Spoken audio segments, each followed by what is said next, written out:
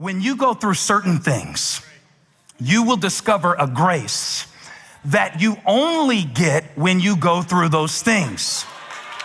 And even though the thing is not what you would have chosen to go through, it is going to, I declare prophetically and biblically, it is going to give you grace. So that adversity is the access point by which the extra grace will be released by God. You will go through things in your life, and when you get through them, people will say, how did you get through that? And you will only be able to say, I don't know. God gave me a grace for it. A grace for it. Shout like you know the shepherd. Say, I got a grace for it. Come on, tell your neighbor, I got a grace for it. I'm going through it, but I got a grace for it. And if I've got to go through it, it is guaranteed grace. God will never make me go through what he will not give me grace for. So if you're going through something that you hadn't been through before, you're about to get a grace that you've never had before. I feel like preaching. You're about to receive an anointing, overflowing like you've never known it before. God will fill you for this. Elbow your neighbor, say, he'll fill me for this. This is an event. This is an event. This is an event. I'm getting through this. This is an event. I'm not living here. Don't put this as my permanent mailing address, 301 Valley Road. Don't come visit me in the valley next December, because I'm going through this. Yay, though I walk. Yay. I'm talking about the kind of grace that'll make you say yay as you go through the valley. Somebody shout yay. That'll preach, won't it? Yay. Nobody says yay when the bill's overdue. Yay. That's crazy. David said, yay. I know he meant it a little different. Let's have some fun. Come on, come on, come on. Say yay. I wish you would confuse the devil this week. He's got you in the valley. You know, when they call you and tell you the bad news, and you just say, hang on a second, mute. Yay!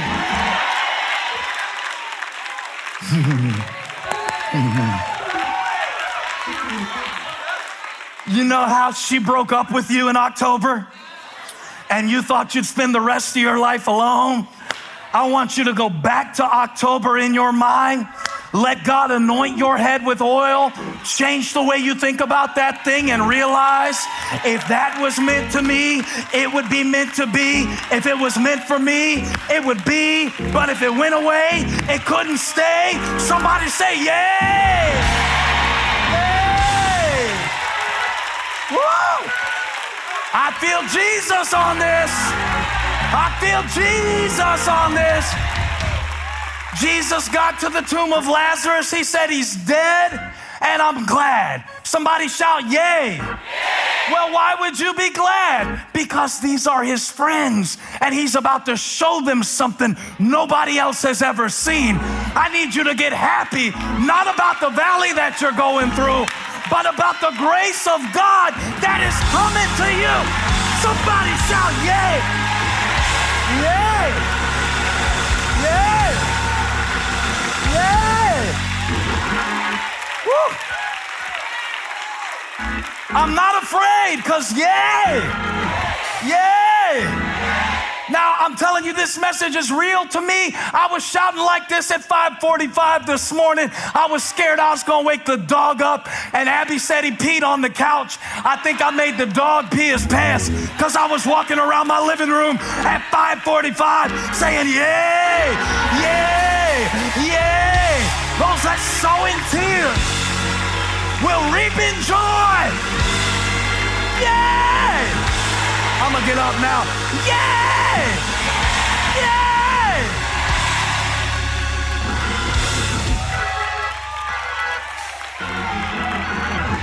This is the day the Lord has made. He's my shepherd, see? So he enables me You can't minimize people's pain like this, Pastor Stephen. I'm not minimizing nothing.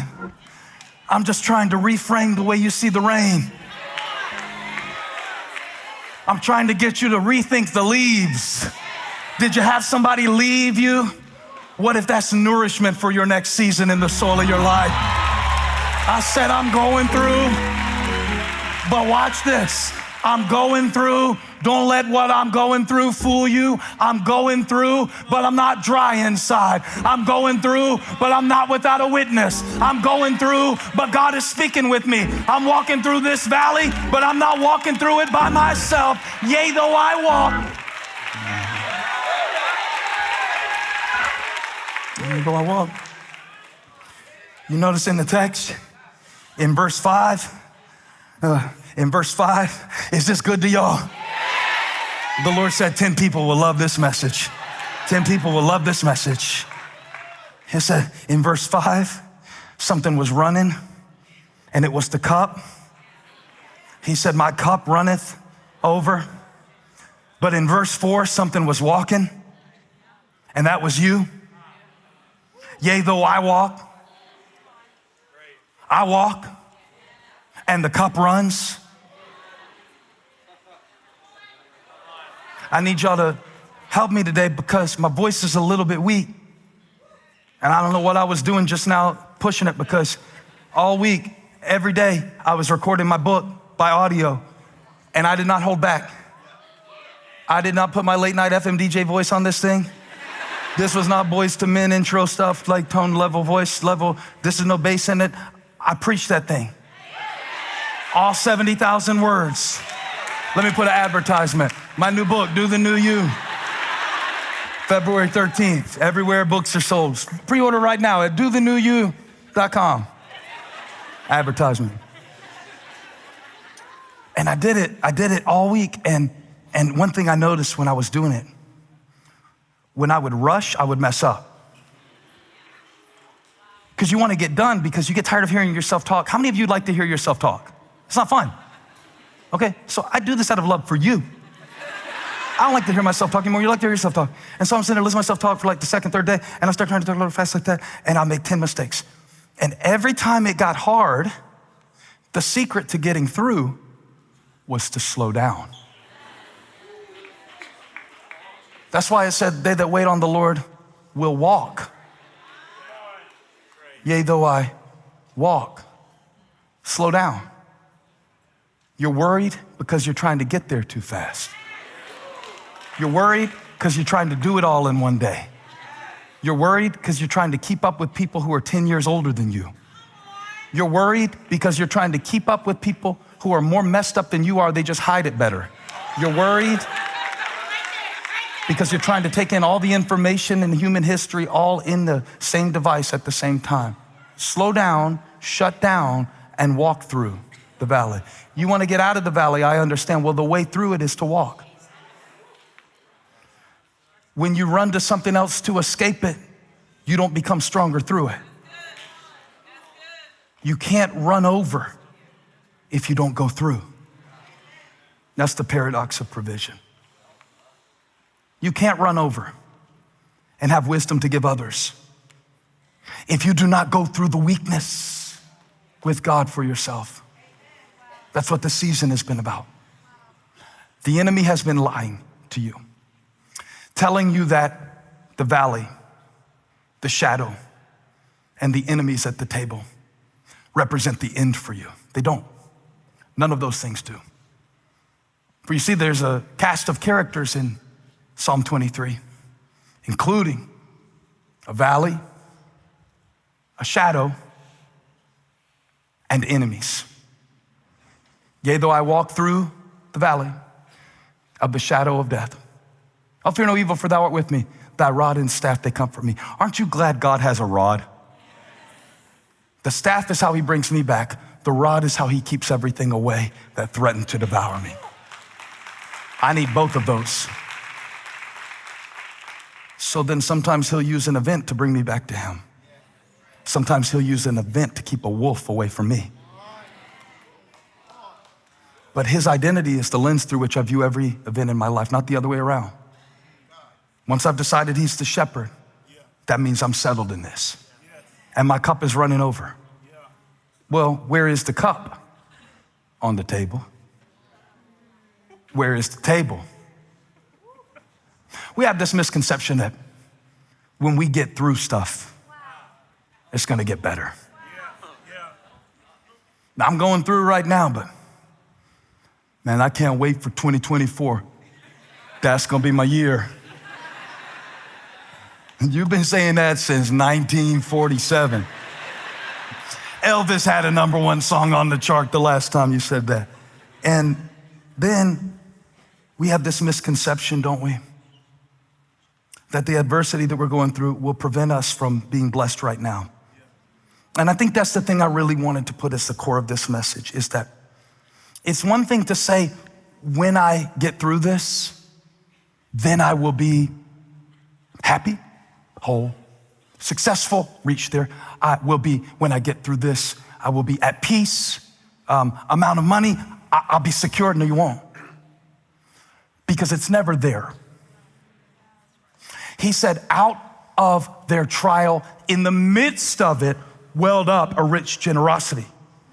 And David said, my cup runs over at the table in the presence of my enemies, in the shadow of the valley of death. I want to walk through all three of those very quickly. There are three symbols in this text of adversity. Each of them represent adversity. Number one is the valley. You're in the valley. You're going through the valley. You are going through, you will not live there. You will not live there. You will not die there. You will not move your kids and grandkids into that spot in the valley. That's why you're going through it. They won't have to go through it quite like you do. I believe my dad broke the spirit of suicide off of my life by not killing himself, because his dad did. So number one, it's a valley, but I'm passing through. My friend Brandon Lake was telling me a couple years ago, he just wrote a song. I said, was it good? He said, that's just a song about the valley. I said, a song about the valley. He said, yeah, valley represents hard things in our life. I said, Brandon Lake, you have to explain to me what a valley represents in the Bible. You think I'm an idiot? I went to seminary. I know about the valley. Well, a valley is a metaphor in the Bible, and it means anything we go through that we don't quite understand, the low moments and emotions. Shut up, man, I know what the valley is. Sing me the song. I know what the valley is. Do I really? Do I really? I hadn't gone through what some of you gone through. Do I really know the valley? Do I really know the shepherd? Until I've really known the valley? Can I really run over until I go through? And go through and walk through. You don't get the cup full lying down. Did you notice? Whole sermon, LB. You don't get the cup filled lying down. He said, he makes me lie down in green pastures, but then I had to get up and walk, and then he filled my cup. You will go through this. You will go through seasons where you'll question your sanity. You will go through seasons where you, quote, train up a child in the way they should go, and when they're old, they won't depart from it. And you will go through seasons of thinking, well, they're not gonna get old, so I'm gonna kill them before they get old, and then they're gonna depart from the earth. And you will. He said there's a shadow in the valley of the shadow of death. You won't always see yourself correctly, Jesus correctly, your situation or your next step clearly. All these people that always know everything God spoke all the time, check their medicine cabinet. I'm gonna say stuff now, because you know what? When you're really in a valley and people up at a mountain shouting cute stuff to you about it, and you're in the shadows and people are on there turning their iPhone light trying to tell you stuff, the valley has a shadow. And in that place, listen to me, child of God. As you walk through that valley, as you move through that shadow, he said there's a table and there's enemies. And at this point, you want to turn around, but you shouldn't. Because that adversity, valley, that shadow, valley, those enemies, insecurities, and things that you've been going through, whether they were launched from hell or whether they came from your own decisions, those things represented in this passage, that valley, that shadow, those enemies, they all represent adversity. But the Lord showed me something. He said, all of those adversities are advertisements.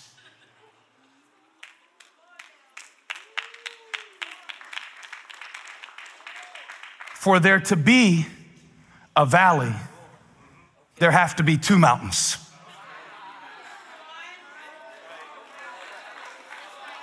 For there to be a valley, there has to be the mountain I came from, which is the last time God did it for me, and the mountain he's taking me to, which is my next testimony and my next level of effectiveness. Hey, thanks for stopping by my YouTube channel. I hope you were blessed today. If you were, share this with somebody. Like and subscribe and leave me a comment. Let me know where you're watching from, what we can pray for you about. Hope to see you back here again really soon.